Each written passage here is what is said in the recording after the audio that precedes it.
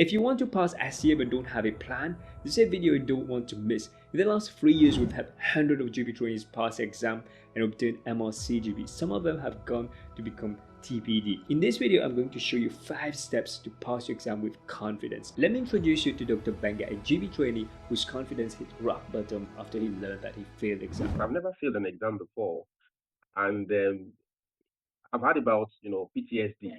I didn't know read it in books. I experienced it myself, such that when I went back to work after the result came out, I was having flashbacks because of course the exam you write it in your consulting room anyway. So I wrote the exam in the consulting room. I was given as an ST3, and during consultations, like I would see the images of the patient I saw, coming out of the screen.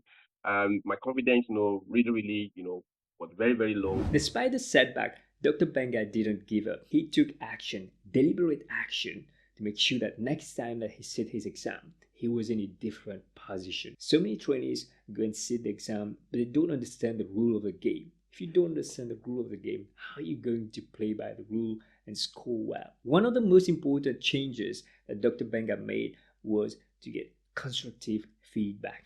Without constructive feedback, you don't know what you don't know. And you might be practicing, but not seeing any progress. So he took a different approach and he appreciated that he couldn't do it on his own. So he sought expert guidance and support. The second time he sat his exam, he was so much more confident and it was less stressful. Let's go over the 5 steps to help you pass your exam. Step number 1, reflect and analyze your consultation. Look at whether the areas of weakness. If you failed the exam previously, analyze your preparation and learn from the feedback that you've got. If you didn't pass, don't take it as failure, but take it as feedback. Learn from the mistakes that you've made so that you don't make the same mistakes again. So ask yourself, what am I lacking? Which areas do I need to work on? Evaluate your preparation, evaluate what's not working currently, and that will help you to gain an awareness of what you need to do. Step number 2, seek expert guidance and support. Are you getting the support that you need to pass your exam? If you don't have the right support, if you're not getting constructive feedback, then you might not know where you stand. So if you don't know what you don't know, then when you're going through your preparation, you're practicing, it's almost like you're going in blindfolded, and that's not a good idea.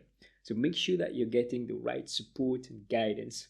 Usually, trainees get support from the supervisor, from the TPD.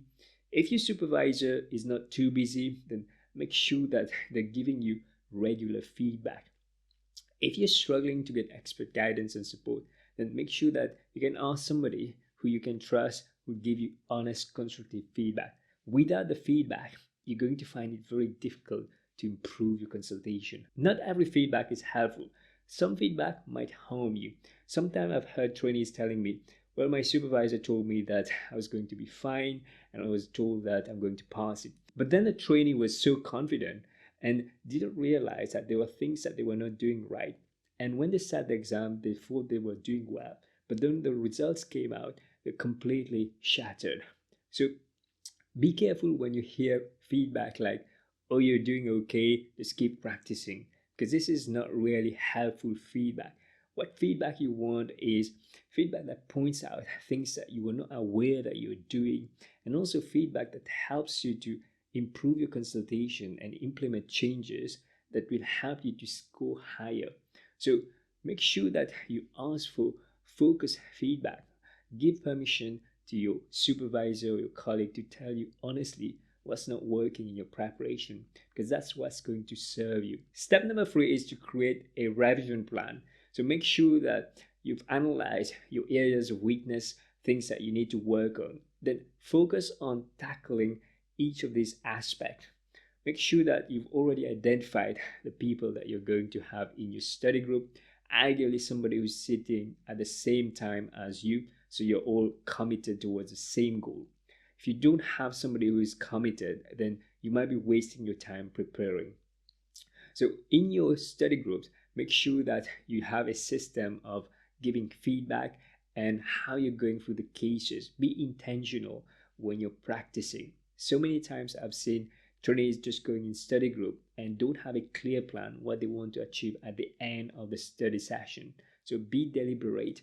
So for example, if you know that one of your areas of weakness is shared decision making, focus on developing shared decision making and seeking feedback on shared decision making. Be strategic in your revision. So many trainees just do a number of cases, but they don't focus on the quality. Yes, you have to put in the work, the hours, quantity of cases, but work smart. So if you're doing a case and you find that you didn't do it too well, maybe you have to redo that case until you're satisfied with the level that you've managed the case. Remember, in the exam, you're not just going to rise to the occasion, but you're going to fall to the level of your training. That's why you need to raise a bar so that when, for example, you're 100% on the exam day, you can still do well and score enough to pass your exam. So raise the bar. If a case has not been done that well, maybe revisit the case in a week time. Step number 4 is to keep track of your progress and celebrate the small wins. As you make progress with your consultation, keep track of your progress. Make sure that you've got it somewhere. So it could be a system where you're recording what cases you're doing and the learnings and the feedback so that you don't forget about it. Otherwise, if you've done a bunch of cases and then you kind of think, what case did I do 3 weeks ago? You probably don't remember it. Whereas if you got it in a system, then it will come back straight to you. And this will be handy a few days before the exam when the stress level is rising. So when you read it, you can revisit a few things before the exam. And a good system that you can use is the SCA Companion. You can use it for free. This is what Dr. Benga and many others have used to prepare for the exam. So I'll leave a link. You can get it for free. So make sure that you've got these small goals where you have these big goals and you break it down to small goals. And each time you achieve it, recognize your graph and you feel better and you start believing that you can do this exam. Step number 5 is to take ownership of your preparation. This is your journey, this is your exam, and the only person who can pass this exam is you, nobody else. So don't wait for help, but make sure that you're getting the help you need. If you need help from your supervisor, ask for that support. Because the thing is, everyone is busy, and if you're just waiting for help and you're not taking responsibility, then nobody's going to come and help you. So make sure that you take ownership and embrace this process, because if you do it well, then you're going to pass your exam, and at the end of it, then you will unlock your career. So if you found these 5 steps helpful, then let me know down in the comment section what is it that you're going to do to pass your exam. And if you need any help, click the link down in the description below where you can get the SCA Companion for free to help you get started. Take care, everybody. Bye-bye.